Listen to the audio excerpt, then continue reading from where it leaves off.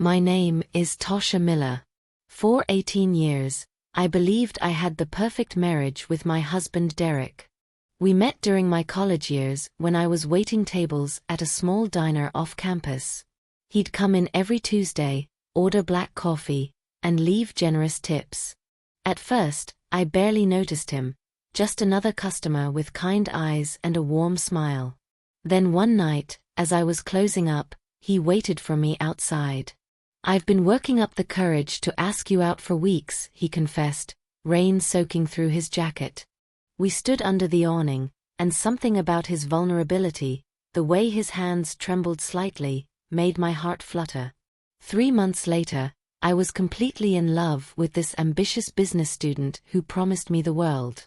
"You're the first woman who makes me want to build a future," he'd whisper against my hair as we lay tangled in his apartment. We married right after graduation. Built a life in Atlanta. Had 2 beautiful children, Morgan, now 16, and Tyler, 14. To everyone scrolling through my social media, we were that couple. The ones who still held hands at dinner. The ones who seemed to have figured out the secret recipe to happiness while the rest of the world struggled. But perfection is often just carefully curated fiction, isn't it? The first cracks appeared so small I could easily brush them away. Derek's real estate business took off, and suddenly staying late at the office became the soundtrack of our marriage. Dinner would grow cold. The kids would ask, "When is Daddy coming home?" And I'd smile, hiding my disappointment. "Baby, I'm doing this for us, for the kids," he'd say, kissing my forehead when he finally came home smelling of cologne I didn't buy him. And I believed him. Or maybe I just needed to believe him. That nagging feeling in my gut? I pushed it down, buried it under grocery lists and pediatrician appointments. After all, marriages go through phases, right? That's what my mother always said. The passion dies down, but that doesn't mean the love is gone. Just 3 days ago, my life as I knew it ended in the back seat of my husband's car. It was Derek's 35th birthday. I had been planning for weeks, a surprise dinner at that steakhouse he loved but we rarely splurged on. My mother agreed to watch the kids overnight. I even bought new lingerie, hidden under a dress I knew he loved. That afternoon, as he was showering upstairs, I had a spontaneous idea. Something playful, like we used to do before mortgage payments and parenthood stretched us thin. I decided to hide in the back seat of his car and surprise him when he was driving. I slipped outside barefoot, the concrete cool against my skin. His black sedan sat in the driveway, freshly washed. I opened the rear door quietly, slid inside, and crouched down behind the driver's seat, my heart racing with childish excitement. I imagined his face, the shock then laughter, when I'd pop up and tell him about my dinner plans. Minutes passed. I heard the front door close, his footsteps approaching. But then, another sound. A second set of footsteps, lighter, quicker. The passenger door opened before he even reached the car. My pulse quickened. Blood rushed to my ears. I pressed myself against the floor, suddenly afraid to be discovered. When I finally gathered courage to peek between the seats, my entire body went cold. It was Renee. My cousin Renee. The same Renee who held my bouquet at our wedding. Who spent every Christmas at my parents' house growing up. Who called me sister, because we were that close. She slid into the passenger seat like she belonged there, dressed in a tight black dress I'd never seen before, her perfume filling the car, thick, sweet, suffocating me. Derek started the engine. And before pulling away, he reached across the console and squeezed her hand. Not casually. Not like family. "You look beautiful tonight," he said, his voice low, intimate, a tone I recognized from our early days. She smiled at him, that dimple appearing in her left cheek. "Only for you." Just 3 days ago, my life as I knew it ended in the back seat of my husband's car. And they had no idea I was there, witnessing everything. I couldn't breathe. My lungs seemed to collapse as I curled into myself on the floor of our car. Our family car where we'd driven our children to doctor appointments and birthday parties. The same back seat where Tyler had spilled his juice box last week, leaving a sticky patch under my trembling fingers. My mind fractured, thoughts racing so fast I couldn't grasp a single one. This couldn't be happening. Not Renee. Not my cousin who'd held me through my father's funeral. Not the woman who'd helped me pick out my wedding dress. The car turned onto the main road, and I pressed my face against the carpet, fighting the wave of nausea climbing up my throat. My wedding ring caught on a loose thread, and I had to bite my lip to keep from making a sound as I untangled it. "So did you tell her you'd be working late again?" Renee asked, her voice casual, like she was asking about the weather. Like she wasn't helping destroy my family. Derek sighed. "Yeah. Same excuse. She doesn't question it anymore." The casual dismissal in his tone made something crack inside me. 8 years of marriage reduced to an eye roll and a sigh. I wanted to explode from my hiding place, to scream until my throat was raw. But something deeper, something colder, told me to wait. To listen. To learn how deep this betrayal went. Through the gap between the seats, I watched as Derek navigated evening traffic, one hand on the wheel, the other now resting on Renee's bare knee.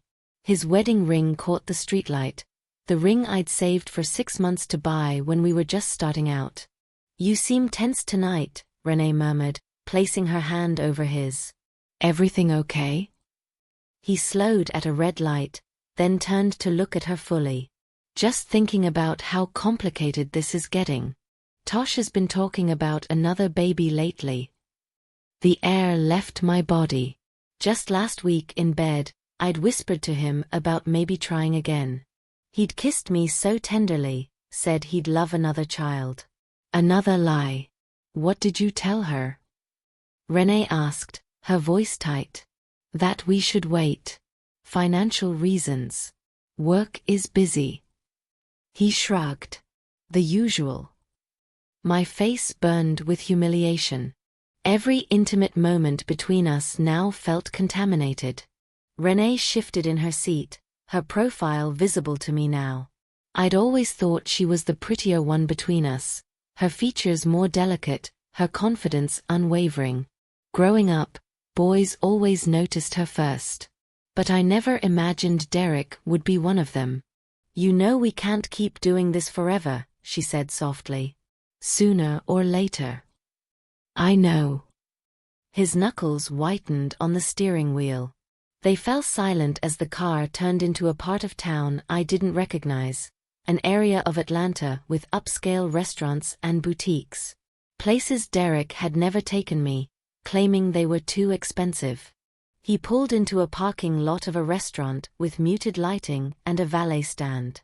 "Lou Jardin." I'd mentioned wanting to try it for our anniversary last year. He'd said it was overpriced. The car stopped. My heart hammered so violently I was certain they could hear it. Derek turned off the engine but didn't move to get out. "Before we go in," he said, turning toward Renee, "I got you something." From his jacket pocket, he pulled out a small velvet box, not ring-sized thankfully, but the kind that might hold earrings or a necklace. The kind of gift he hadn't given me in years. Renee opened it and gasped softly. "Derek, they're beautiful." She lifted out what looked like pearl earrings, holding them up to the dim car light. "They reminded me of you," he said, his voice dropping to that husky tone that used to be reserved for our bedroom. "Elegant. Perfect." She leaned across the console and kissed him. Not a quick peck, but a deep, passionate kiss that made me dig my nails into my palms until I felt skin break. I tasted blood in my mouth. I'd bitten the inside of my cheek without realizing it. When they finally separated, Renee immediately put on the earrings, using the passenger mirror. "How do they look?" "Like they were made for you," Derek replied. They got out of the car, and for a moment, I could breathe again. The silence was a mercy. I uncurled slightly from my cramped position, pins and needles shooting through my legs. Tears streamed down my face, but I made no move to wipe them away. What now? Stay in the car? Confront them in the restaurant? Drive away in his car and leave them stranded? Before I could decide, the back passenger door suddenly opened, flooding the car with light. I froze, exposed. But it was just the valet, checking to make sure nothing had been left behind before parking the car. He didn't look down at the floor where I was curled up, merely glanced at the seats, then closed the door again. I had seconds to decide. In a burst of desperate energy, I slipped out of the car and into the shadows of the parking lot. My bare feet scraped against the rough pavement as I hurried to the restaurant's large windows. There they were, being seated at a corner table, intimate and secluded. Derek pulled out Renee's chair, his hand lingering on her shoulder. A gesture he'd done for me countless times when we first dated, a chivalry that had faded with familiarity. I stood outside in the cool night air, watching my husband and my cousin laugh over wine I couldn't afford to buy for myself. The pearls gleamed at her ears. My stomach hollowed with each smile they exchanged. Then Derek reached across the table and took both her hands in his. Even through the window, I could read his lips clearly. I wish we didn't have to hide like this. Renee squeezed his hands back. Soon, she whispered. You promised. I stepped back from the window, my bare feet numb against the cold concrete. The truth hit me with brutal clarity. This wasn't a fling. This wasn't a mistake. This was a planned future that didn't include me. Have you ever had that gut feeling something was wrong? That persistent whisper you tried to silence because facing the truth was too painful? Standing outside that restaurant, watching my life collapse through plate glass, I realized I should have listened to that voice long ago. I didn't confront them that night. Instead, I walked 3 miles home in bare feet, each step a reminder of my own blindness. By the time I reached our driveway, my soles were raw and bleeding. The physical pain was almost a relief, something tangible to focus on besides the shattering of my heart. Our house, with its cheerful yellow door and carefully tended flower beds, looked like a stranger's home now. A prop in someone else's life. I slipped inside and went straight to the bathroom, where I vomited until there was nothing left but bitter bile. When I finally looked in the mirror, a hollow-eyed woman stared back. What now? I whispered to her. The obvious answer was confrontation. Explosion. Rage. Pack his bags, change the locks, call a lawyer. That's what everyone would expect. What I would have advised any friend in my position. But something held me back. The way they had spoken about soon and promises. The casual confidence in their deception. There was more to this betrayal than stolen kisses and hotel rooms. So I made a choice, one that went against every screaming instinct for immediate justice. I would wait. I would watch. I would understand the full extent of what I was facing before I made my move. When Derek came home that night, I pretended to be asleep. He slipped into bed beside me, not even bothering to shower off Renee's perfume. I lay there, muscles rigid with the effort not to flinch when his leg brushed against mine. Morning came, and I performed normalcy like an actress nominated for an award. I made his favorite breakfast. Kissed him goodbye. Smiled when he said he'd be working late again. No problem, I said, handing him his travel mug of coffee. The kids and I will manage. His eyes flickered with what might have been guilt, but it vanished so quickly I almost missed it. This man, this stranger wearing my husband's face, had become comfortable with deception. After dropping the kids at school, I returned home and did something I'd never done before. I went through Derek's things. His desk drawers. His email. His credit card statements. At first, I found nothing unusual. Then I checked his other suit jacket, the one he'd worn 2 days ago. In the inner pocket, a receipt from a jewelry store. The pearl earrings had cost $1,200. More than he'd spent on my birthday and Christmas gifts combined last year. My fingers trembled as I replaced everything exactly as I'd found it. I was no longer just a betrayed wife. I was becoming something else, an investigator of my own life. That evening, while cooking dinner, I heard Derek's phone buzz on the counter. He was upstairs showering. A text notification lit up the screen. "Don't forget the money tomorrow. She can't know. R." My wooden spoon clattered to the floor. Money? What money? I picked up his phone, but it was locked. Before I could think further, the shower turned off upstairs. I quickly placed the phone back and resumed cooking, my mind racing. Money changed everything. An affair was devastating, but familiar. Money suggested something darker, more calculated. Was Renee blackmailing him? Were they planning to leave together and needed funds? Was my cousin in financial trouble? The next morning, I called in sick to work, something I rarely did as an elementary school art teacher. I told Derek I had a migraine and would spend the day in bed. He kissed my forehead, concern in his eyes that now seemed so convincingly genuine it made me question everything I'd seen. "Feel better, baby," he said. "I'll check on you at lunch." As soon as he left, I threw on jeans and a hoodie. I grabbed my rarely used binoculars from our camping supplies and followed him in my own car, staying several vehicles behind. But Derek didn't go to his office downtown. Instead, he drove to a small bank branch across town. I parked across the street and watched as he entered, emerged 20 minutes later with what looked like a thick envelope, then continued driving. His next stop surprised me, a coffee shop in a neighborhood we rarely visited. I parked at a distance and watched as he checked his watch repeatedly, glancing around nervously.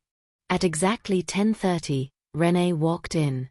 She wore jeans and a simple sweater. Nothing like the seductive dress from dinner.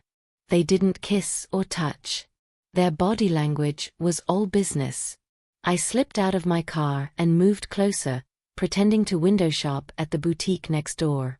Through the glass, I could see them huddled at a corner table, faces tense. Derek slid the envelope across the table. Renee opened it just enough to glimpse inside, then quickly closed it and tucked it into her purse. My chest tightened. This wasn't the behavior of lovers. This was something else. I edged closer to the coffee shop, positioning myself near an open window where their voices might carry. "Is it all there?" Renee asked, her voice tight. "Yes," Derek replied. "Every penny." "It better be. You know what happens if..." "Don't." Derek cut her off sharply. "Not here." They fell silent as a server approached their table. I pretended to study the menu posted outside, straining to hear more. "When's the next payment due?" Derek finally asked, his voice barely audible. 2 weeks, Renee replied. "Same amount." Derek ran a hand through his hair, a gesture I knew meant he was stressed beyond measure. "This can't go on forever." "It won't," Renee assured him. "Just a few more payments." "And you're sure he won't talk? Won't come to Tasha?" At the mention of my name, my blood froze. Who was he? What were they keeping from me? "He won't," Renee said firmly.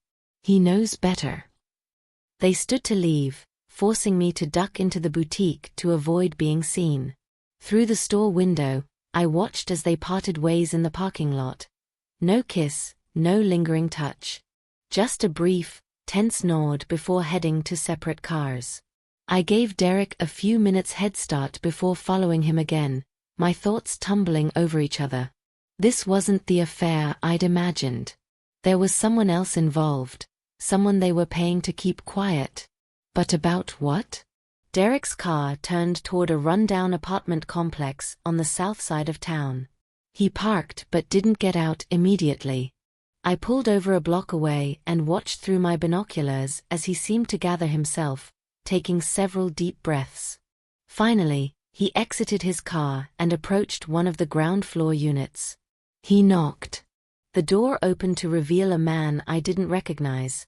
Tall, muscular, with a shaved head and tattoos crawling up his neck. They didn't shake hands. The man simply stepped aside to let Derek enter, then closed the door. 15 minutes passed. 20. My hands cramped from gripping the binoculars too tightly. Just as I was considering getting closer, the door opened again. Derek emerged looking pale. The tattooed man followed him out, counting what appeared to be cash from an envelope similar to the one Renee had received. The man smiled, not pleasantly, and slapped Derek on the shoulder hard enough to make him stumble. "This should keep him quiet," the man said, his voice carrying in the quiet parking lot. "For now." Derek nodded stiffly and walked back to his car, shoulders hunched like he carried an invisible weight. I sank down in my seat, my mind racing with new questions. There wasn't just one secret here, there were layers of deception. My husband and cousin weren't just betraying me with an affair. They were paying someone to hide something even worse. I couldn't sleep that night.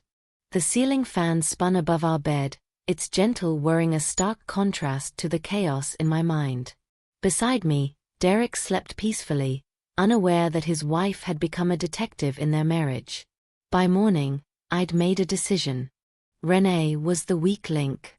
She'd known me since we were children sharing bunk beds at family reunions. If anyone would crack under pressure and tell me the truth, it would be her. I waited until Derek left for work, then called my mother to watch the kids. "Just running some errands," I lied, my voice surprisingly steady. How quickly we learn to deceive when our worlds collapse. Renee lived in a modern apartment complex 20 minutes away. As I pulled into the visitor parking, my reflection in the rearview mirror caught me off guard. Eyes hard with determination, jaw set.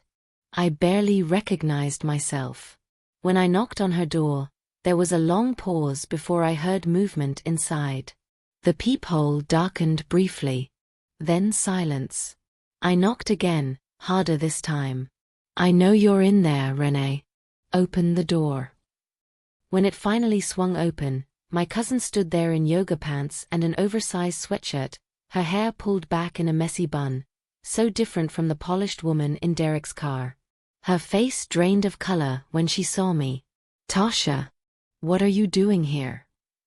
I pushed past her into the apartment without waiting for an invitation. Her living room was meticulously decorated. White furniture, glass tables, abstract art. No photos of family. None of me. "We need to talk," I said, turning to face her. "About what?" Her voice wavered slightly, eyes darting to her purse on the counter, where the envelope of money likely still sat. "Don't." My voice cracked like a whip. "Don't insult me by pretending." Her shoulders slumped slightly, but she rallied quickly. "Tasha, whatever you think." I was in the car. The words fell between us like stones. 3 nights ago. Derek's birthday. I was in the back seat when you got in. Her hand flew to her mouth, eyes widening in genuine shock. "Oh my God. I saw everything, Renee. The kiss. The restaurant. I heard you both talking about not hiding anymore." She sank onto her white couch, hands trembling.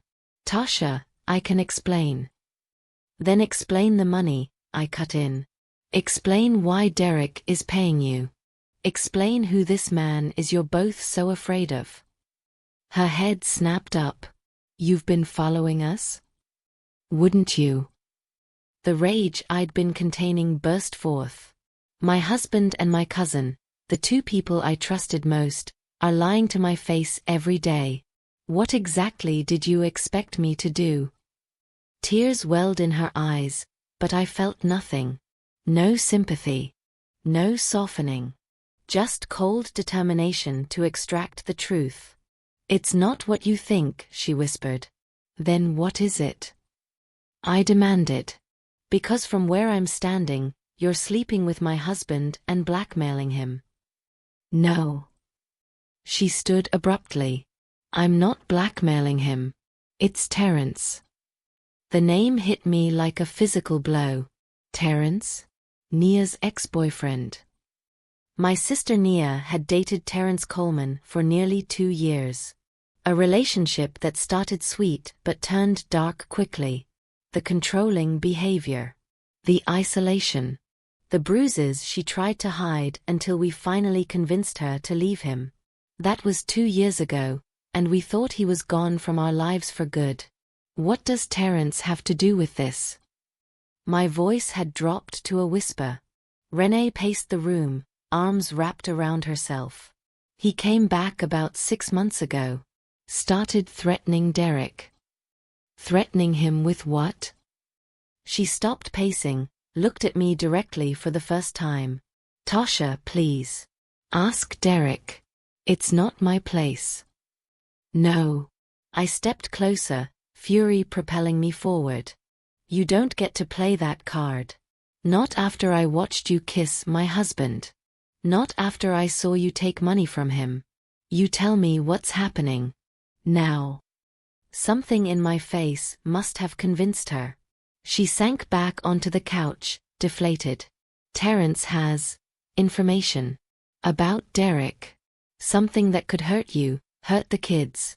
Derek's been paying him to keep quiet. And where do you fit into this? I demanded. Her eyes dropped to the floor. I'm the go-between. Terence didn't want direct contact with Derek anymore. Said it was too risky. So I deliver the payments.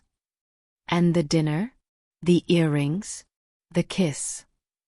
Each word felt like glass in my throat. Color flushed her cheeks. That's complicated. Try me. She took a deep breath. Yes, Derek and I have been seeing each other. But it didn't start that way. I swear. At first, I was just helping him deal with Terence. But things evolved. The casual way she admitted to the affair made my knees weak. I gripped the edge of her glass coffee table to steady myself. You expect me to believe you're the victim here? That you've been nobly helping my husband while accidentally falling into his bed? I never said I was the victim. Her voice hardened. But neither is Derek. We got caught up in something bigger than us. What information does Terence have? I pressed. What could possibly be worth paying thousands of dollars to hide? Renee stood, walked to the window, her back to me. Derek said it would destroy you if you knew. He's been trying to protect you, Tasha. A bitter laugh escaped me. Protect me? By betraying me in every possible way. She turned, tears streaming down her face now. I know how it looks. But Derek loves you. He's just trapped. And sleeping with my cousin is what? His prison break. She flinched. I'm not defending that part. What happened between us was wrong. But the money, the secrecy, it started because he wanted to shield you from something painful. My head throbbed. Nothing made sense. What could Terence possibly know that would hurt me so much? Renee hesitated, conflict clear in her eyes. It's about Nia, she finally said. My sister? What about her? Derek and Nia.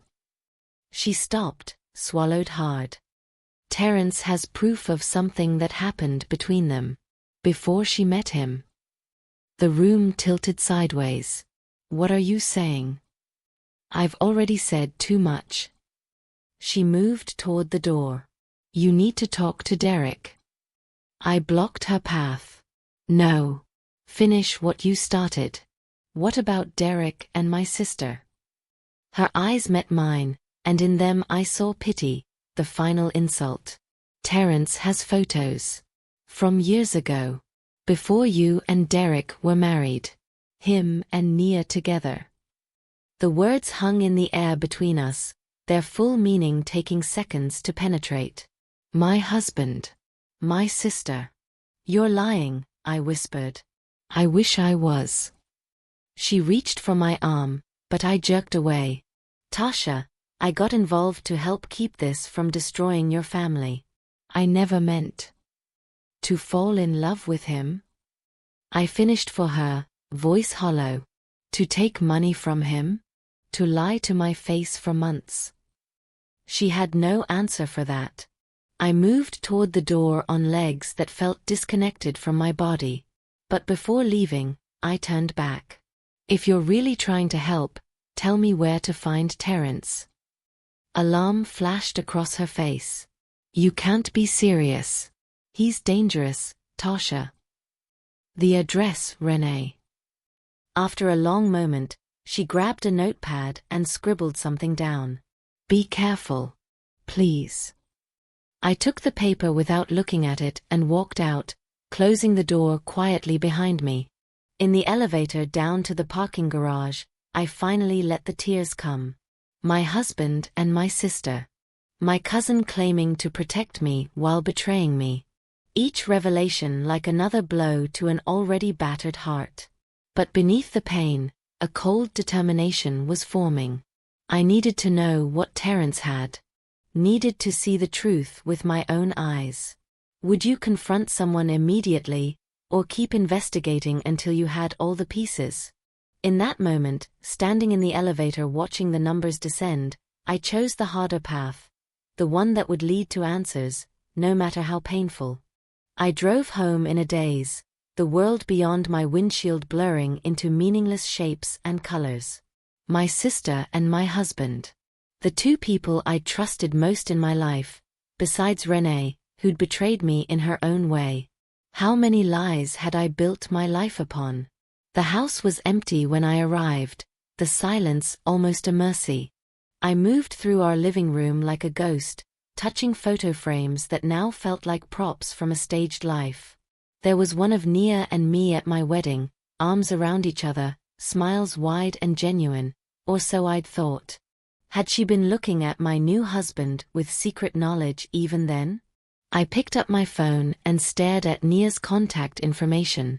One call and I could demand her side of the story. But something stopped me.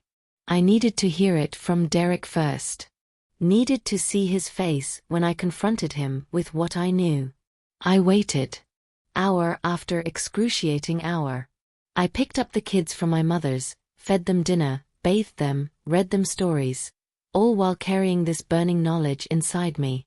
Their innocent faces, with Derek's eyes and my smile, made my chest ache. What would this do to them? When I heard Derek's key in the lock at 8:30, I was sitting at the kitchen table, a glass of wine untouched before me. The kids were asleep upstairs.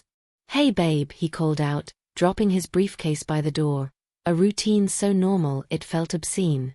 Sorry, I'm late. Client meeting ran over. Another lie. I tracked his car to Renee's apartment building after she'd called him, presumably to warn him I knew something. He walked into the kitchen, loosening his tie, then stopped short when he saw my face. What's wrong? Are the kids okay? The kids are fine, I said, my voice unnaturally calm. Sit down, Derek. He hesitated, then pulled out the chair across from me. You're scaring me. What happened? I was in your car. The words came out flat, emotionless. On your birthday. I was hiding in the back seat to surprise you. All color drained from his face. For several seconds, he said nothing, his mouth opening and closing without sound. I saw Renee get in. I heard everything. I followed you to the restaurant. He closed his eyes briefly. When he opened them again, there was a resignation there that confirmed everything. Tasha, I can explain. Don't bother. I cut him off. I already talked to Renee today. His eyes widened. You what? She told me about Terence. About the blackmail. I leaned forward. About Nia. The name hung in the air between us. Derek's face crumpled, the carefully constructed facade finally breaking. How much did she tell you? He asked hoarsely. Enough to know my husband slept with my sister. Enough to know you've been paying off her abusive ex-boyfriend to keep it quiet. My voice cracked despite my determination to remain strong. What I don't understand is why. We weren't together when you and Nia happened. Why the secrecy? Why the payoffs? Derek ran his hands over his face, suddenly looking years older. Because it wasn't just once, Tasha. And it wasn't just before we met. The floor seemed to drop away beneath me. What are you saying? He couldn't meet my eyes. The first time was in college. Before I met you. But then, after we were engaged right before the wedding, it happened again. Each word was a physical blow. I gripped the edge of the table to stay upright.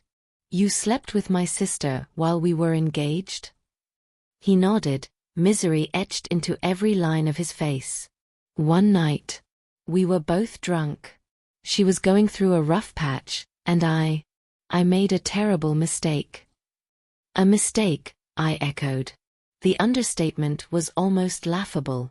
And Terence found out how? He went through Nia's old emails about a year ago. Found messages between us from back then. Photos we'd sent each other. Derek's voice was barely audible. He came to me, threatened to show you everything unless I paid him. And Renee? How did she get involved? A flicker of something, guilt, shame, I couldn't tell, crossed his face. After the first few payments, Terence said he didn't want to deal with me directly anymore. Too risky.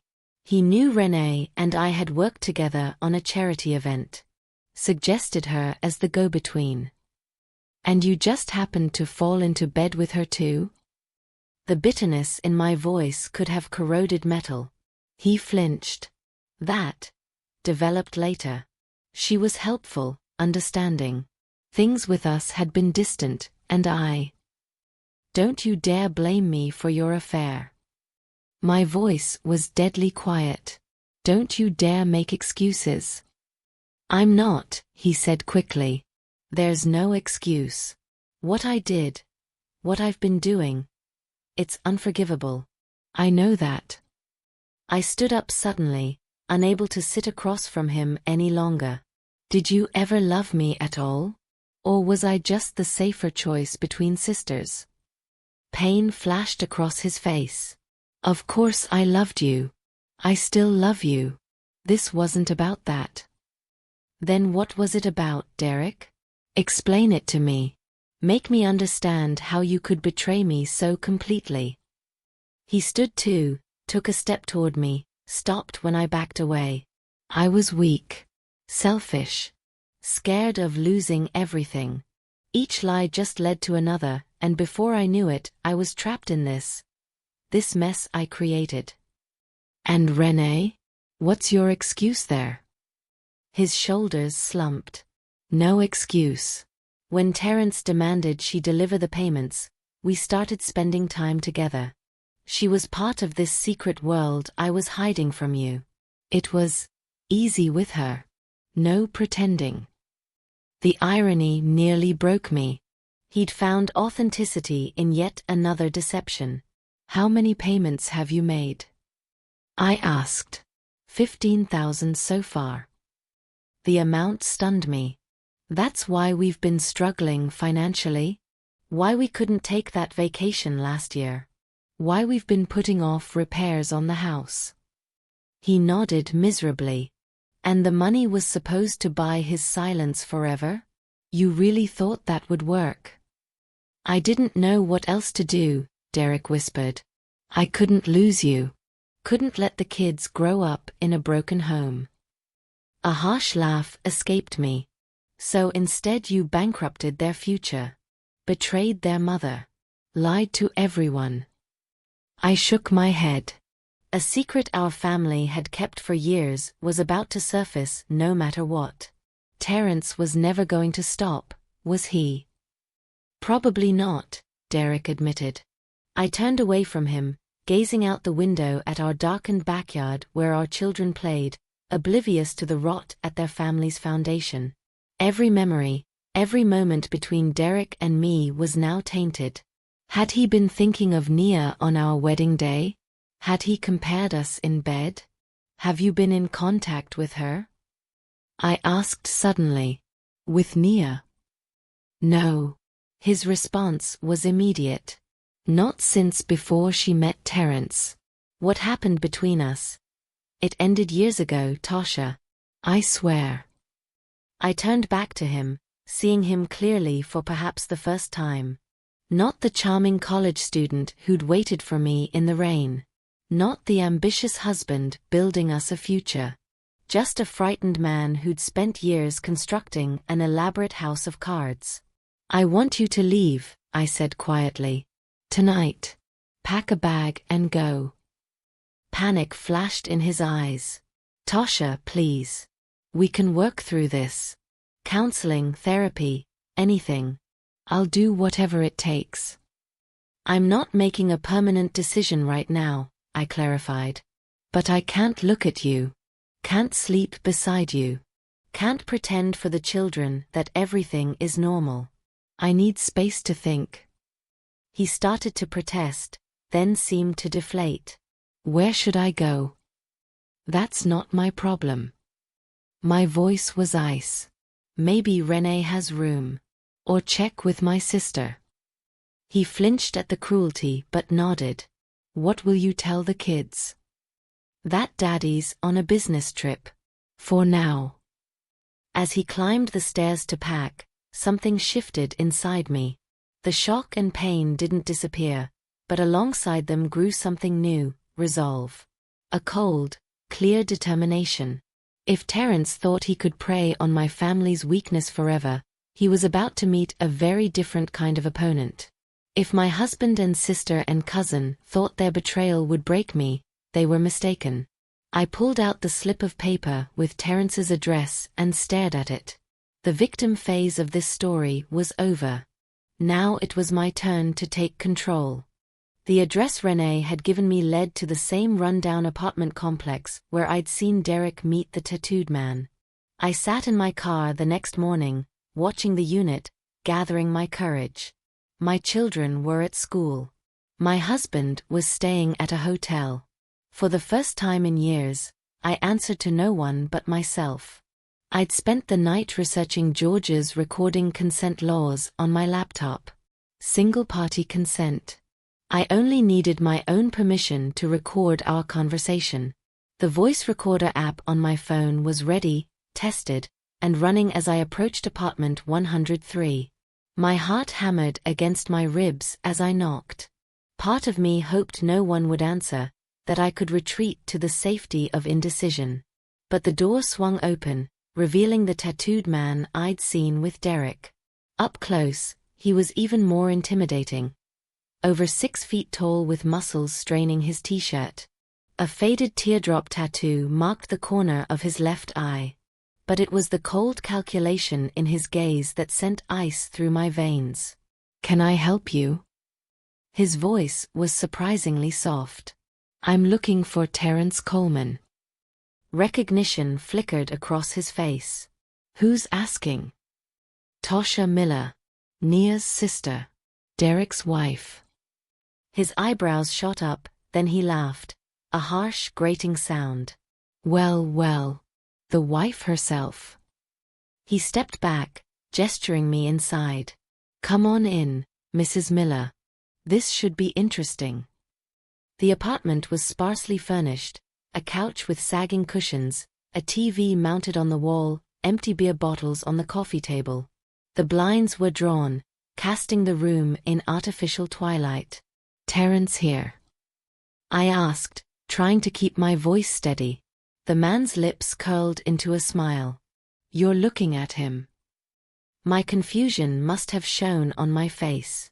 You thought I'd be someone else? He seemed amused. Let me guess. Derek described me as some kind of monster. You're not what I expected, I admitted. Because of the ink? He gestured to his tattoos. Or because I dated your sweet little sister? Both, maybe. He dropped onto the couch, motioning for me to take the chair across from him. So, Mrs. Miller, what brings you to my humble home? Somehow I doubt your husband sent you with my payment. No, I said, remaining standing. I came to understand why you're blackmailing my husband. Terence's expression hardened. Blackmail's such an ugly word. I prefer to think of it as compensation for emotional damages. Emotional damages? Finding out your girlfriend used to screw her sister's husband? He shrugged. That kind of thing messes with a man's head. I fought to keep my face neutral despite the crude description. So this is revenge? This is business. He leaned forward. Your husband pays. I keep quiet about his dirty little secret. Simple transaction. And how long does this transaction continue? I asked.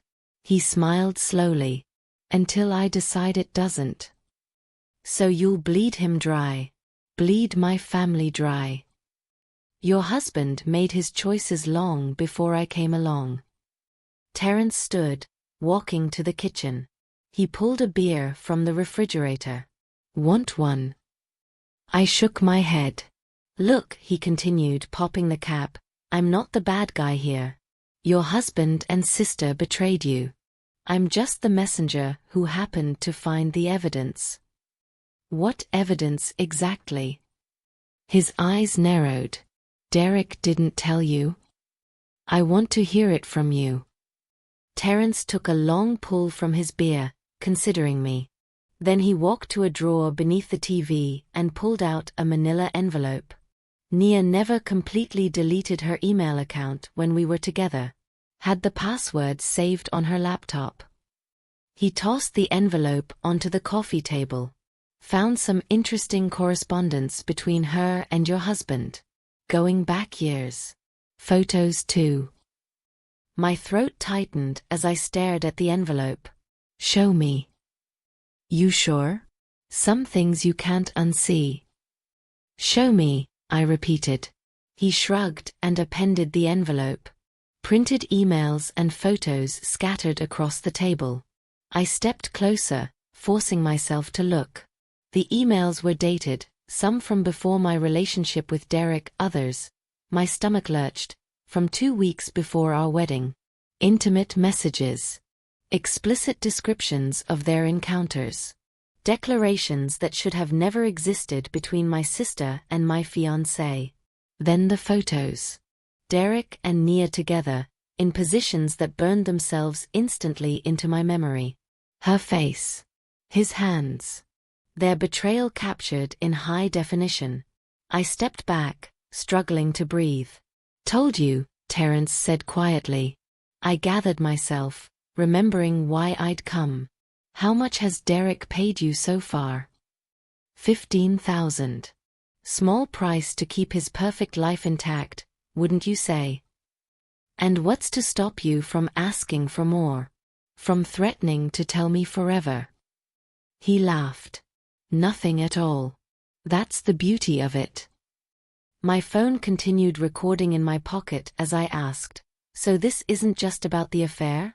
You're extorting him. Call it what you want. He took another swig of beer. But your husband will keep paying. He's too afraid of losing you, losing his kids. Men like Derek, they want everything. The respectable wife at home, the secret thrill on the side. And you think you can exploit that forever? Not forever. Just until the well runs dry. His smile turned predatory. Unless you're here to make me a better offer. The suggestion hung in the air. I let him think I was considering it. What would it take? I asked finally. For all of this to go away permanently? Terence studied me, calculating. 50,000. Cash. One-time payment. I nodded slowly. And if I get you that money, all copies of these photos and emails disappear? Scout's honor. He made an X over his heart, mockingly. I'll need time to get that kind of money together. Take all the time you need. He gathered the evidence, stuffing it back into the envelope. But just so we're clear, if you go to the police, these go public. Online. To everyone you know. I nodded again, the recorder still running in my pocket. I understand completely. As I turned to leave, he called after me. You know, you're taking this better than I expected. Most wives would be throwing things by now. I paused at the door. Most wives haven't watched their entire life disintegrate over 4 days. I'm past throwing things. The drive home was a blur. I pulled into our driveway and sat motionless, letting the reality sink in. I now had Terence on record explicitly demanding money. I had seen the evidence of my husband and sister's betrayal with my own eyes. 4 hours, I sat at our kitchen table, planning my next move with methodical precision. I transferred the recording to my laptop. Made copies. Sent one to my email. I wrote down everything I'd learned, organizing the chaos of betrayal into clear, actionable intelligence. By evening, a strange calm had settled over me. I texted 3 people, Derek, Renee and Nia, the same message. Family meeting. Our house. Tomorrow at 7 p.m. Non-negotiable. All 3 responded with questions, concerns, excuses. I ignored them all. They would come. Each too afraid of what I might tell the others. I put my phone away and walked upstairs to my children's rooms, watching them sleep, these innocent lives caught in a web of adult deception. They deserved better. I deserved better. Your strength doesn't come from who stays loyal, it comes from what you do when they don't. As I closed my children's doors and prepared for the confrontation ahead, I finally understood that truth in my bones. I sent the kids to my mother's for the night. This confrontation wasn't for innocent ears. At 6:45, I set 3 folders on the dining room table, one labeled with each name, Derek, Renee, Nia. Inside each, copies of my evidence. The emails. The photos.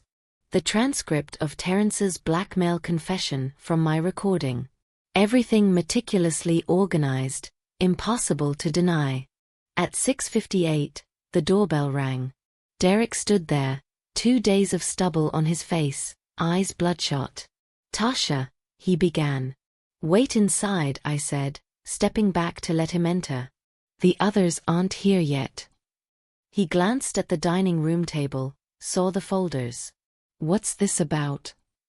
Before I could answer, a car pulled into our driveway. Renee, punctual as always. She hesitated at the front door, her usual confidence nowhere to be seen. Come in, I told her. She stepped into the foyer, avoiding eye contact with Derek. The tension between them was palpable. Co-conspirators now uncertain of their script. Sit down, I instructed them both. We're waiting for one more. Nia arrived 7 minutes late, a lifetime habit she'd never broken. When she saw Derek and Renee already seated at the table, confusion crossed her face. What's going on? She asked. Your text sounded serious. My sister, 2 years younger, always considered the prettier, wilder one.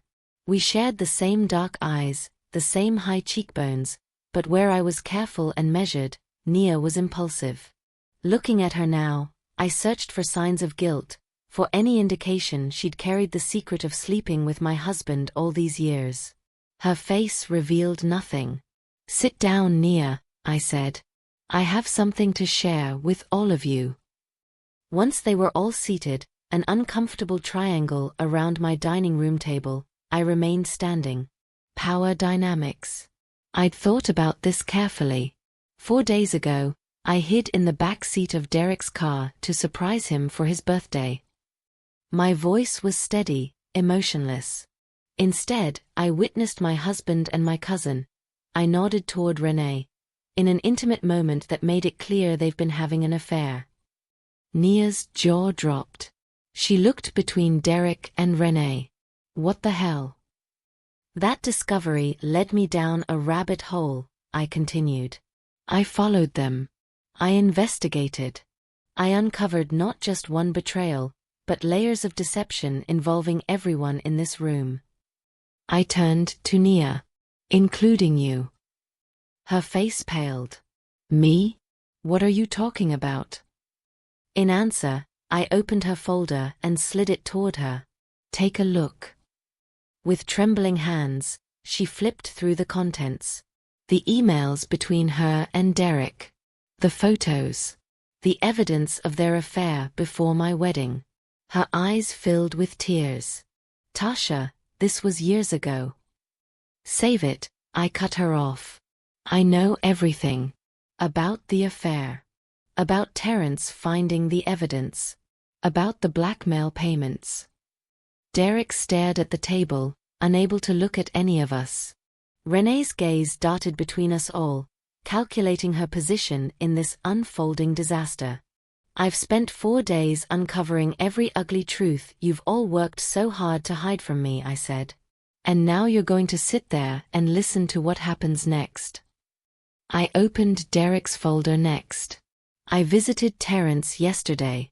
Recorded our entire conversation. He admitted to extorting you, threatening to expose your affair with my sister unless you kept paying him. Derek's head snapped up.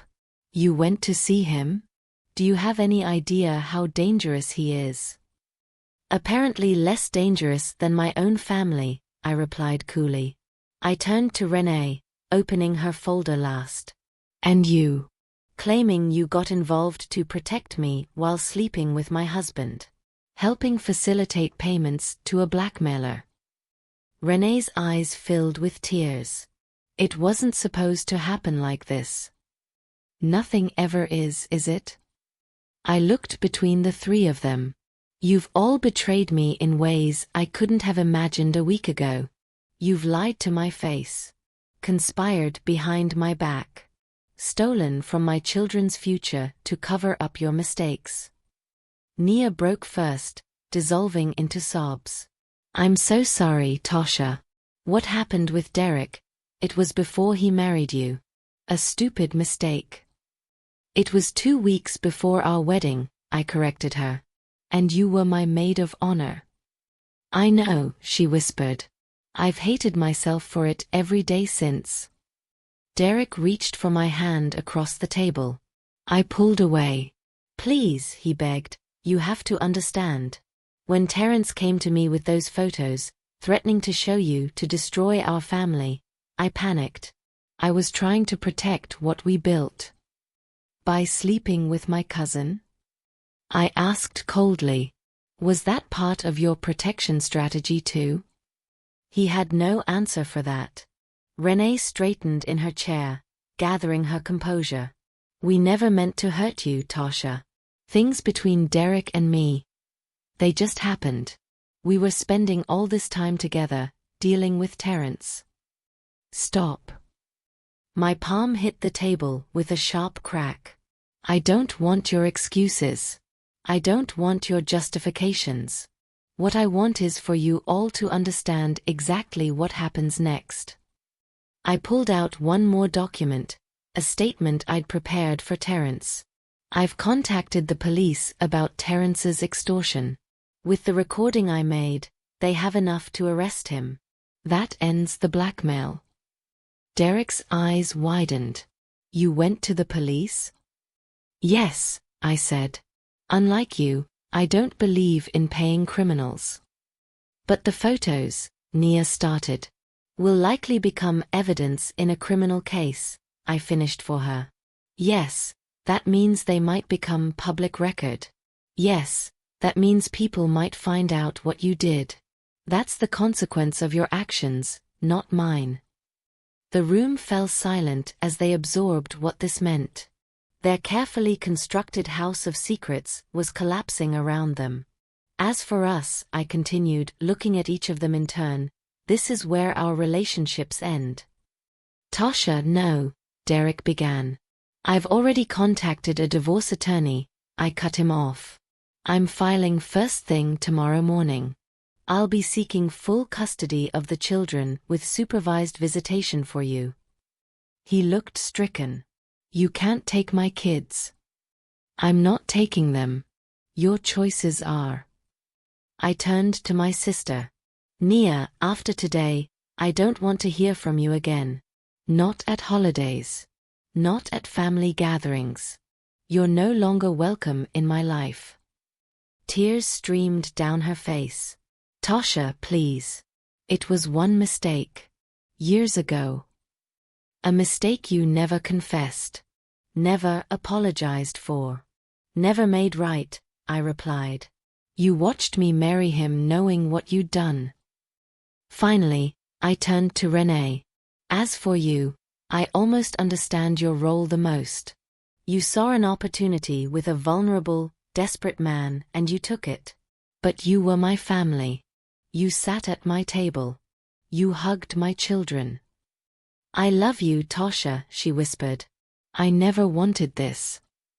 But you chose it. Every time you met him. Every time you took money to a blackmailer instead of telling me the truth. Every time you slept with my husband, you chose this outcome. I stood up straight, looking at the three broken people before me. In their faces, I saw shock, remorse, fear, but I felt nothing. The pain was there, a vast ocean beneath the surface, but for now, a strange clarity protected me. You all have 15 minutes to gather whatever belongs to you from this house, I said. After that, communication will be through my attorney only. What about the children? Derek asked hoarsely. They deserve better than what you've shown them, I answered. But they also deserve a father.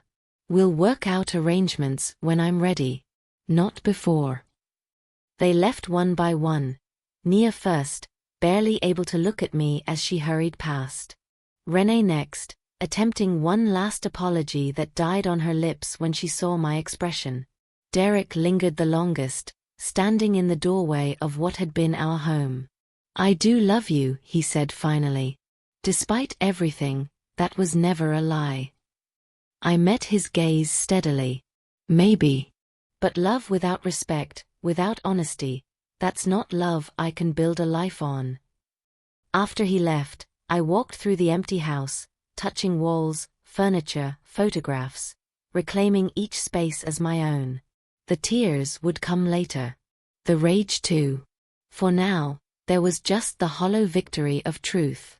6 months later, my divorce was finalized. Terence pled guilty to extortion and received 3 years in prison. Derek sees the children twice a month under my mother's supervision. Nia moved to California. Renee sends birthday cards to the kids that I read first, looking for hidden messages that aren't there. And me? I'm rebuilding. Some days are harder than others. Sometimes I wake up reaching for someone who's no longer beside me. Sometimes I catch myself wondering if I could have forgiven them all, preserved the family we once were. But then I remember the clarity of that moment at my dining room table, the power of standing in my truth while their lies crumbled. I remember what it felt like to reclaim my dignity, my future, my choice. This isn't just my story, it's a warning. The people closest to you carry the greatest power to wound you. Trust is a gift that should be cherished, not exploited. And when betrayal comes, as it sometimes will, your response defines you more than their actions ever could. Subscribe so you never miss another life-changing revelation that could protect your own family. Because sometimes, the most important lessons come from those who learned them the hardest way.